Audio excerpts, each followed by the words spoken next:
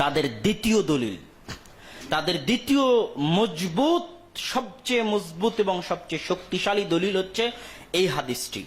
সেই হাদিসটির বিষয়ে রাসূল সাল্লাল্লাহু আলাইহি ওয়াসাল্লাম বলছেন যে নিসফ শাবান, অর্ধ শাবানের রাত্রিতে ইয়ানজিলুল্লাহু সুবহানাহু ওয়া তাআলা ইলা সামাই দুনিয়া, নিচের আসমানে নেমে আসেন এবং মানুষকে তিনি ক্ষমা ঘোষণা করেন, ক্ষমা করে দেন।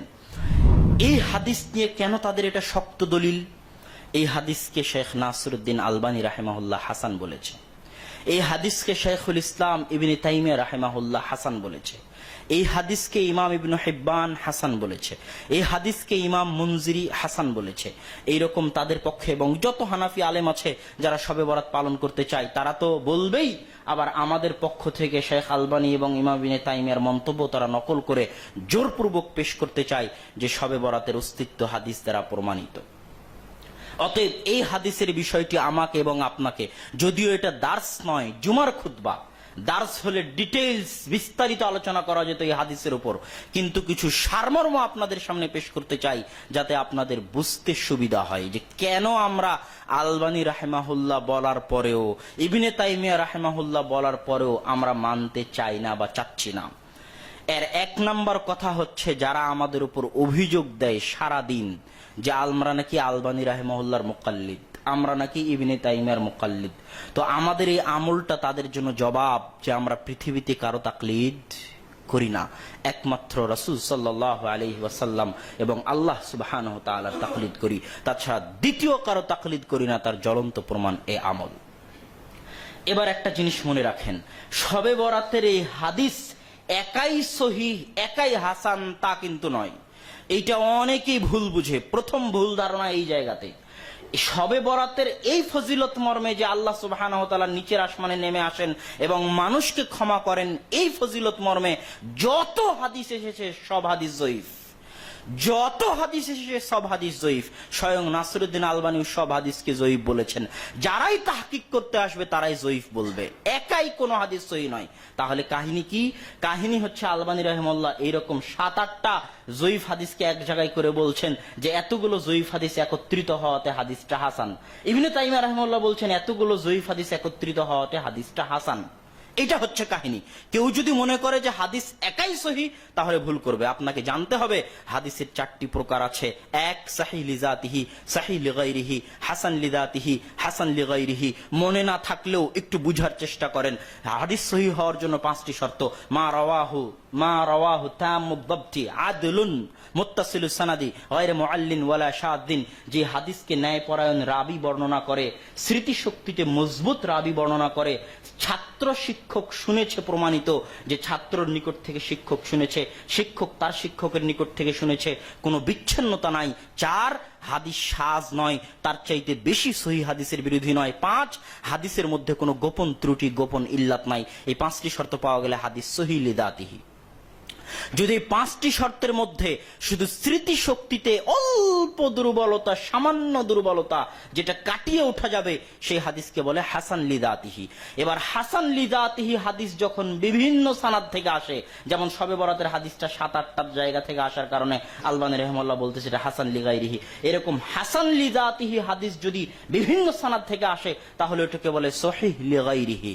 আর এবার যে হাদিসের মধ্যে দুর্বলতা আছে কিন্তু হালকা দুর্বলতা, সেই হাদিস যখন বিভিন্ন সানাদ থেকে আসে সেই হাদিসকে বলে হাসান লিগাইরিহি। এটা হচ্ছে সহিহের সর্বনিম্ন স্তর। হাসান লিগাইরিহি হাদিস দুর্বল কিন্তু বিভিন্ন সানাদ থেকে আসার কারণে কেউ কেউ হাসান বলে। আর উসুলে হাদিসের জগতে সবচেয়ে কঠিন আলোচনা, সবচেয়ে ভয়াবহ আলোচনা, সবচেয়ে ভয়ঙ্কর আলোচনা হচ্ছে এটা।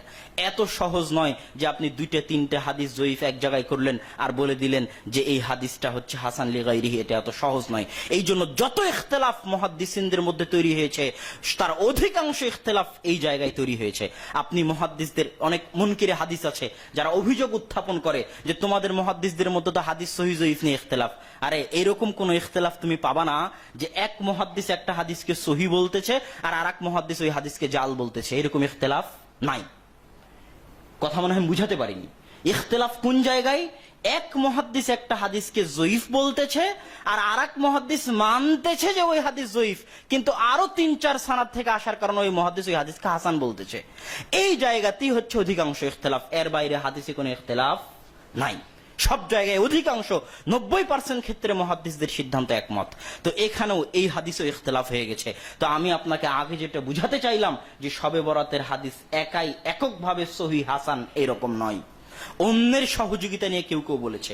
এবার সব হাদিসকে এক জায়গায় করার পরেও যারা এই হাদিসকে জয়ীফ বলেছে তারা কারা? সব হাদিসকে এক জায়গা করার পরও, এতগুলো জয়ীফ হাদিসকে একত্রিত করার পরও এই হাদিসকে জয়ীফ বলেছেন ইবনে তাইমিয়ার ছাত্র ইবনুল কাইয়িম রাহিমাহুল্লাহ, এই হাদিসকে জয়ীফ বলেছেন ইমাম কুরতুবী রাহিমাহুল্লাহ, এই হাদিসকে জয়ীফ বলেছেন ইবনুল আরাবী রাহিমাহুল্লাহ, এই হাদিসকে মুতাকাদ্দিমিন যত মুহাদ্দিস গেছেন তাদের কারো পক্ষ থেকে এই হাদিসকে হাসান বা সহিহ মন্তব্য পাওয়া যায় না। এমনকি আলবানী রাহিমাহুল্লাহর সমকালীন যারা আছেন, ইবনে বাজ রাহিমাহুল্লাহ, ইবনে উসাইমিন রাহিমাহুল্লাহ, এমনকি আলবানী রাহিমাহুল্লাহর ছাত্র যারা আছেন তারাও এই হাদিসকে জয়ীফ বলেছেন সব সানাদকে একত্রিত করার পরেও। শুধু তাই নয়, বর্তমান ভারত, পাকিস্তান, বাংলাদেশে হানাফিদের বিখ্যাত আলেম, যেহেতু আমাদের মন্তব্য পেশ করে, তো আমরাও একটু তাদের মন্তব্য পেশ করি। হানাফিদের বিখ্যাত আলেম মুফতি তাকি উসমানী পাকিস্তানি, তিনি তার দারসে তিরমিজির 2য় খণ্ডের মধ্যে এই হাদিসের সকল সানাদকে একত্রিত করার পরও শবে বরাতের ফজিলতের এই হাদিসকে জয়ীফ বলেছেন। সম্মানিত উপস্থিতি, এবার আমরা বললাম যে ডিটেইলস আলোচনা করা যাবে না, কিন্তু সারমর্ম বলি যে এই হাদিসকে আমরা কেন দুর্বল বলে গণ্য করি। এই হাদিসকে দুর্বল বলে গণ্য করার কয়েকটি কারণ আছে, সেই কারণগুলো আপনাদের সামনে পেশ করি। সূক্ষ্ম কারণ, 1 নাম্বার সূক্ষ্ম কারণ, এই হাদিসের যত সানাদ আছে সব সানাদ কোথাও না কোথাও গিয়ে মাকহুল রাহিমাহুল্লাহর নিকটে গিয়ে মিলিত হয়। যখনই আপনি শাহেদ যে এই হাদিস বিভিন্ন সাহাবী থেকে এসেছে, শবে বরাতের হাদিস আয়েশা রাদিয়াল্লাহু তাআলা আনহা থেকে এসেছে, শবে বরাতের হাদিস উসামা বিন যায়েদ থেকে এসেছে, অমুকের নিকট থেকে এসেছে, তো এগুলোকে আপনি বলতেছেন এই হাদিসটা মজবুত করতেছে এতগুলো সানাদ থেকে আসার কারণে। কিন্তু আমি বলবো একটা সূক্ষ্ম জিনিস আপনার চোখ এড়িয়ে গেছে, সেটা কি? এত সাহাবী থেকে আসলেও সানাদ নিচে এসে একজনের নিকটেই কোনো না কোনো ভাবে মিলিত হচ্ছে, তিনি হচ্ছেন মাকহুল রাহিমাহুল্লাহ। এবার ইবনে রজব হাম্বলী রাহিমাহুল্লাহ তার লাতাইফুল মাআরিফ এই বইয়ের মধ্যে একটা সূক্ষ্ম কথা বলে গেছেন, অতি সূক্ষ্ম কথা, যে মাকহুল রাহিমাহুল্লাহ এই হাদিসটা অধিকাংশ সময় মুরসালান বর্ণনা করতেন, মাঝখানে কাউকে উল্লেখ করতেন না, ডাইরেক্ট বলতেন ক্বালা রাসূলুল্লাহ সাল্লাল্লাহু আলাইহি ওয়াসাল্লাম। আর ওই মাঝখানের ব্যক্তিটা ছিল কাব আল আহবার, একজন ইহুদি পণ্ডিত, যিনি পরবর্তীতে মুসলিম হয়েছিলেন, এবং অনেক সানাদে সেটা স্পষ্ট হয়েছে যে মাকহুল রাহিমাহুল্লাহ এই হাদিসটা কাব আল আহবার থেকে শুনেছে, এবং কাব আল আহবার ইসরাইলি রিওয়ায়াতের মধ্যে থেকে এটা বর্ণনা করত যে ইসরাইলি রিওয়ায়াতে শবে বরাতের ফজিলতে এই আছে, সেখান থেকে মাকহুল রাহিমাহুল্লাহ নিতেন এবং বলতেন। কিন্তু এই সূক্ষ্ম বিষয়টা অনেকের চোখ এড়িয়ে গেছে। এটা 1 নাম্বার সূক্ষ্ম বিষয়, যেটা ইবনে রজব হাম্বলী রাহিমাহুল্লাহ তার লাতাইফুল মাআরিফের মধ্যে উল্লেখ করেছেন। 2, এই হাদিসের যতভাবে এই হাদিস বর্ণিত হয়েছে সব মাতানের মধ্যে, মাতান মানে মূল টেক্সট, সানাদ শেষ হওয়ার পর যেখান থেকে আল্লাহ রাসূলের কথা শুরু হয়, ওই টেক্সটের মধ্যে ইখতিলাফ আছে, ইজতিরাব। কোথাও বলতেছে, কোন হাদিসে বলতেছে আল্লাহ সুবহানাহু ওয়া তাআলা শেষ আসমানে নেমে এসে ক্ষমা করে দিবেন, কোনো শর্ত নাই, শর্ত ছাড়াই। আর এক হাদিসে বলতেছে আল্লাহ সুবহানাহু ওয়া তাআলা ক্ষমা করে দিবেন, শর্ত আছে। কি শর্ত? তাকে মুশরিক হওয়া যাবে না এবং তাকে মুশাহিন, হিংসা বিদ্বেষ রাখা যাবে না অন্য মুসলিম ভাইয়ের প্রতি। এই 2টা শর্ত আছে। আবার আরেক সানাদে এই 2 শর্তের জায়গায় অন্য শর্ত আছে, কি? কাওয়াতিলু নাফসিন, আত্মহত্যাকারী হওয়া হবে না। তো শর্তের মধ্যে ইখতিলাফ আছে। আরেক হাদিসে কোনো শর্তই নাই, সরাসরি ডাইরেক্ট ক্ষমার কথাও নাই। কি আছে? আল্লাহ সুবহানাহু ওয়া তাআলা নিচের আসমানে নেমে এসে বলেন হাল মিন মুস্তাগফির ইস্তাগফিরুনি, আছে কি কোনো ক্ষমা প্রার্থনাকারী যে আমার নিকটে ক্ষমা চাইবে? আছে কি কোনো সাহায্য প্রার্থনাকারী যে আমার নিকটে সাহায্য চাইবে? এখানে ক্ষমারও ঘোষণা নাই, শর্তও নাই। যদি এতটুকুই হয় তাহলে আল্লাহ সুবহানাহু ওয়া তাআলা প্রত্যেক দিন শেষ রাতের অংশে নিচের আসমানে নেমে এসে এই ডাক দেন। অতএব শবে বরাতের আলাদা কোনো ফজিলত তখন বাকি থাকে না। এটা প্রতিদিনের ব্যাপার। আল্লাহ সুবহানাহু ওয়া তাআলা প্রতিদিন নিচের আসমানে নেমে এসে এই আহ্বান করেন শেষ রাতে যে হাল মিন মুস্তাগফির ইস্তাগফিরুনি, আছে কি কোনো ক্ষমা প্রার্থনাকারী আমার নিকটে ক্ষমা চাইবে? যদি এতটুকু হয় তাহলে শবে বরাতের আলাদা কোনো ফজিলত বাকি থাকে না। 3 নাম্বার সূক্ষ্ম বিষয় হচ্ছে যে ইসলামী শরীয়তের যদি আমি ইহাতা করি, ইসলামী শরীয়তকে যদি চোখের সামনে নিয়ে আসি, পুরো ইসলামী শরীয়তকে, তাহলে ইসলামী শরীয়তকে চোখের সামনে আনলে আমি দেখতে পাবো যে ইসলামী শরীয়তের একটা সিস্টেম, একটা নিয়ম হচ্ছে, যখনই কোনো ফজিলত দিয়েছে তখনই ফজিলতের সাথে আমল দিয়েছে, যখনই কোনো ফজিলত দিয়েছে তখন ফজিলতের সাথে আমল দিয়েছে। লাইলাতুল কদরের ফজিলত দিয়েছে, ফজিলতের সাথে আমল দিয়েছে যে লাইলাতুল কদরে রাত জেগে সালাত আদায় করতে হবে। যখন যেখানে ফজিলত দিয়েছে, মসজিদে নববীর ফজিলত দিয়েছে, ফজিলতটা কিভাবে পাবো? মসজিদে নববীতে গিয়ে সালাত আদায় করলে ফজিলত পাবো। কাবা ঘরের ফজিলত দিয়েছে, ফজিলত কিভাবে পাবো? সেখানে গিয়ে সালাত আদায় করলে ফজিলত পাবো, তাওয়াফ করলে ফজিলত পাবো। যত আমল আছে, যত আমল, আরাফা একটা, আরাফার দিনে আল্লাহ সুবহানাহু ওয়া তাআলা ফজিলত দিয়েছে, ফজিলতের সাথে আমল দিয়েছে যে সেই দিন আপনাকে কি রাখতে হবে?